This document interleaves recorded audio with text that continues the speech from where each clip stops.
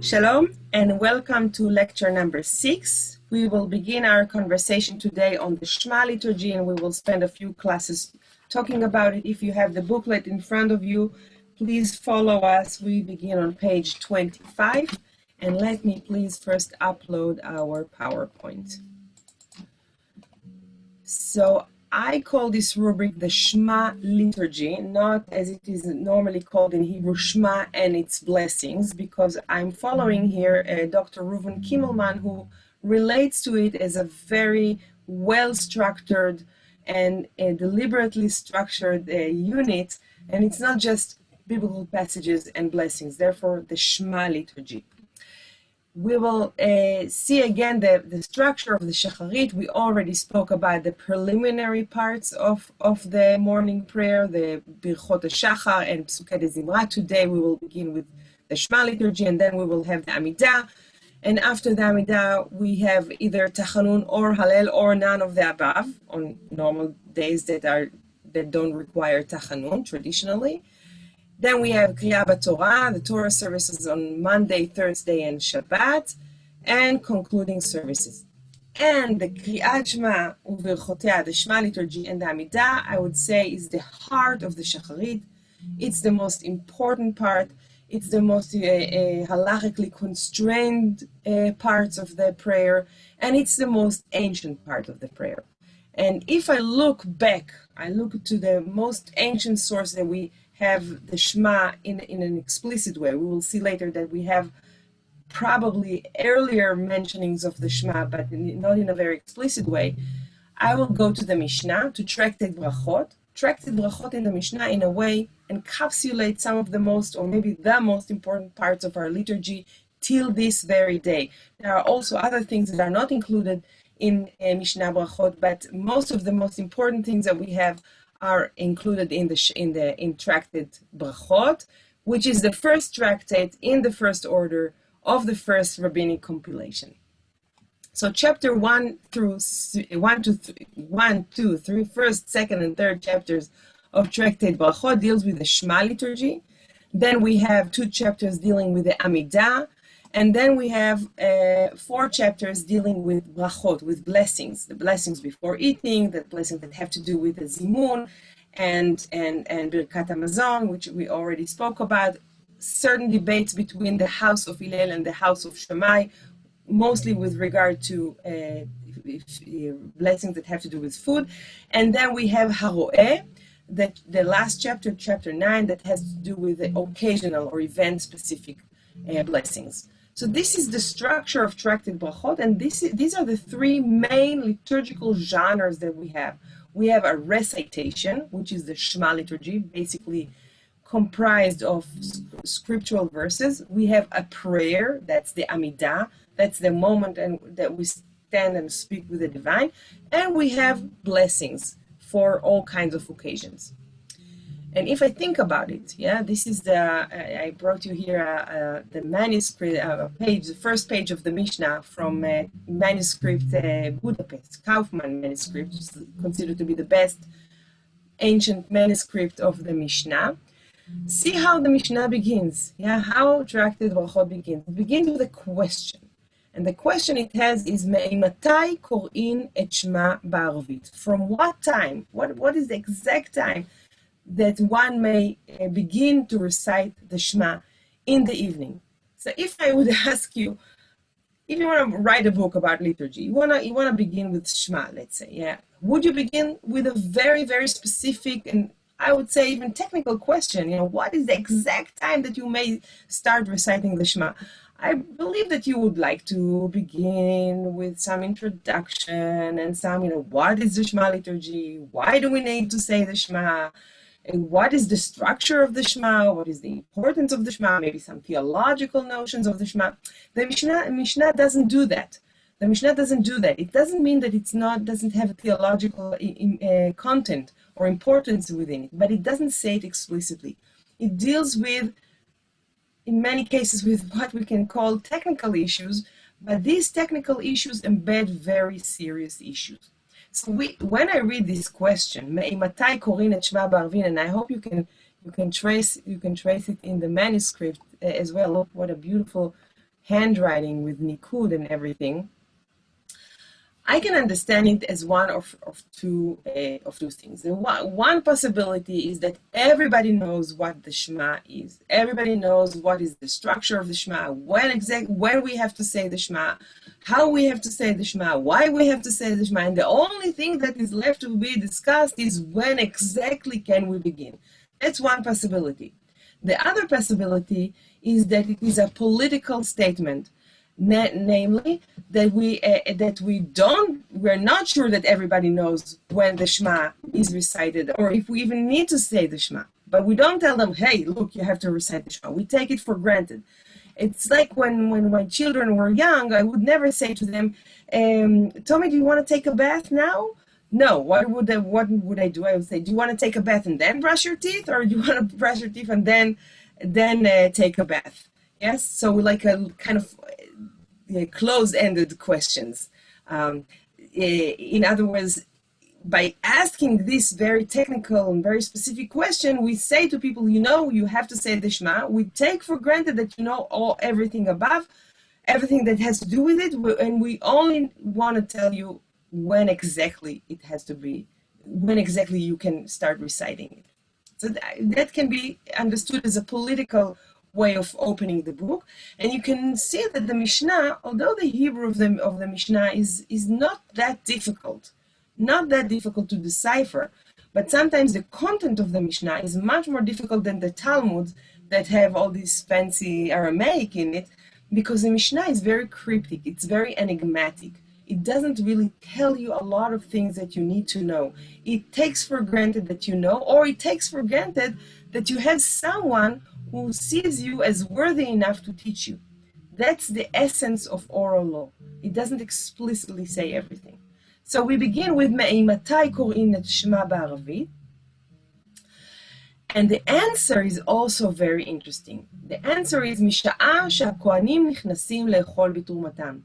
We can begin to recite the Shema at the moment where the Kohanim, when the Aaronitic priests enter to eat their lot, their share in the korbanot, in the offerings.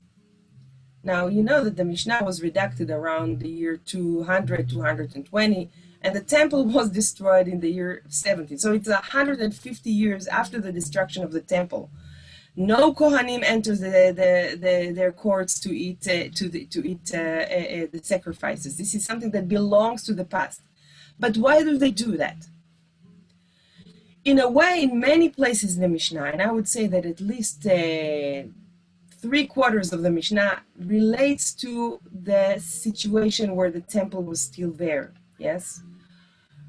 It says to you, we take our authority from the pre-destruction era. We take the sages, the Chachamim, Chazal, well, they didn't call themselves Chazal.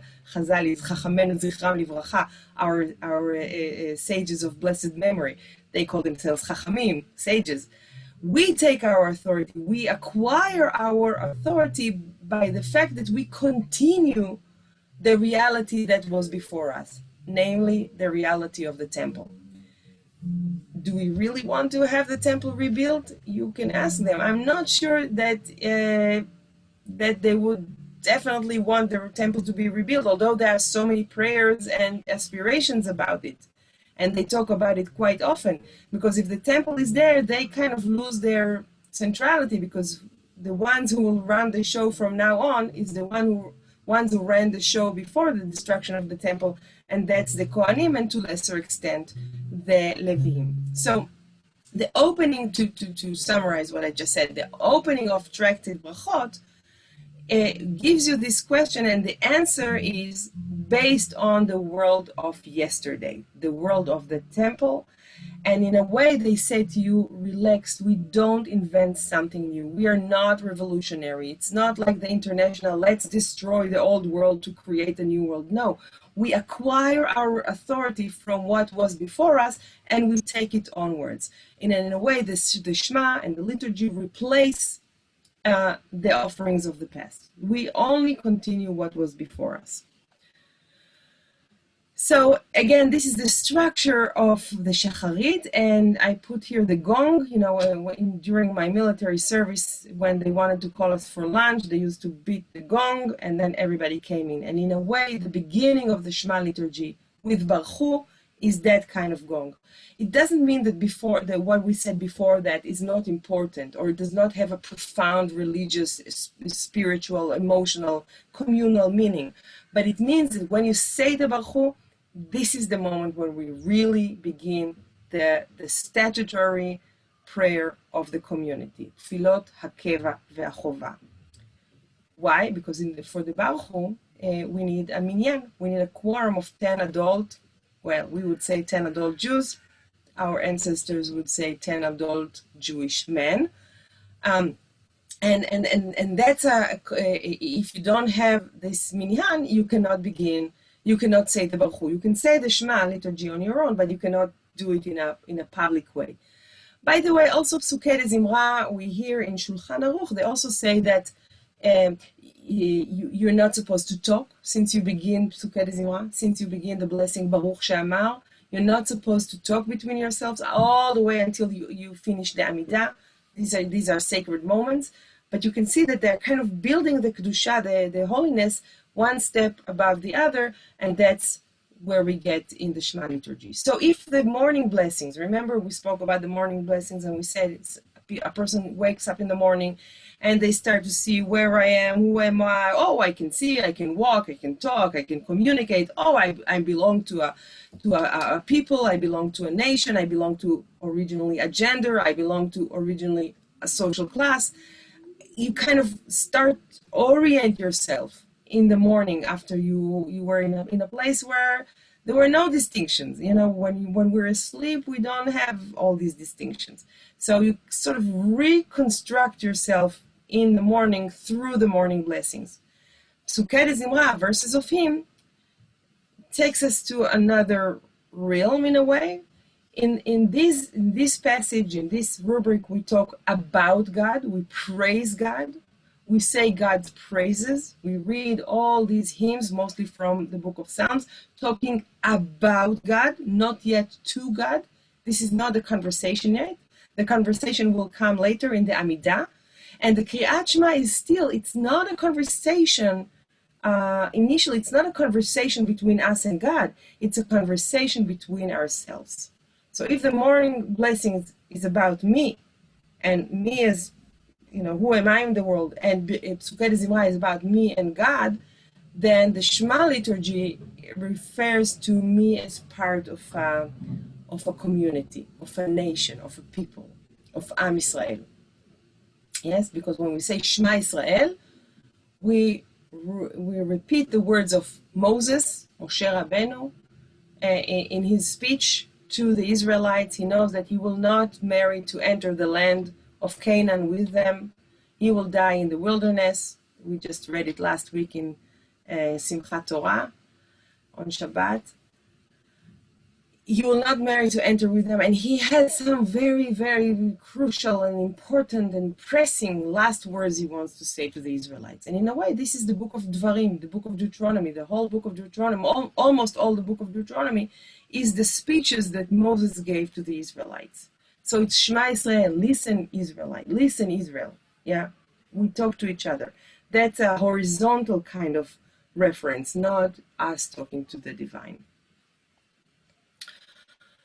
And first, let's look at the verse Shema Yisrael. I don't think there are any other verses or any other liturgical statements that are so emotionally loaded as the Shema Yisrael.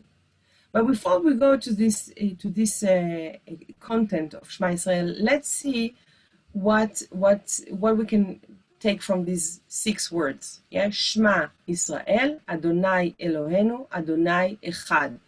I would say that you can draw at least 3 very important theological concepts out of it. First of all, we say God, the divine, the ineffable name of God, the Yud Hey Vav Hey, is our God. That's one statement. Statement number 2, God is one. the eternal, the Lord, if you want to call it this way, Adonai, is one. There's one unity. Yeah, you may look at the world, well, especially in our days, and everything looks so chaotic, and everything looks, there's rapture everywhere, and it doesn't look like there's harmony anywhere, at least where I come from, here in Jerusalem. But the statement is telling us that behind or beyond all this discrepancy, there is one unity, there is harmony, and that's Adonai Echad. So that's the second statement. And the third statement goes back to what I said before. It goes back to Israel.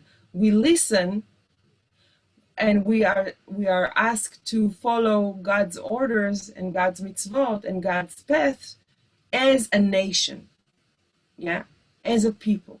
We are not individuals, we are part of a community, and our community is Am Yisrael, the people of Israel.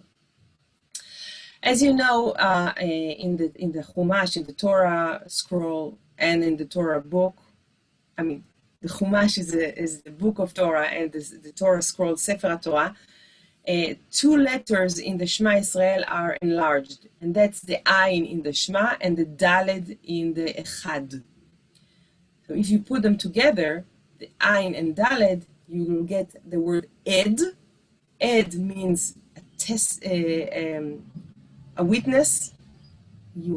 By saying the Shema, we are witnessing, we give testimony to God's greatness and to God's oneness.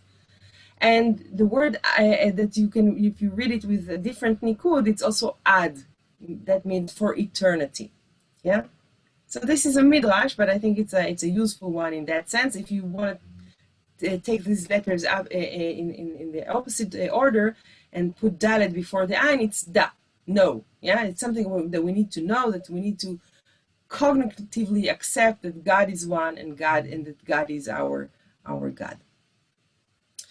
And in a way, the fact that we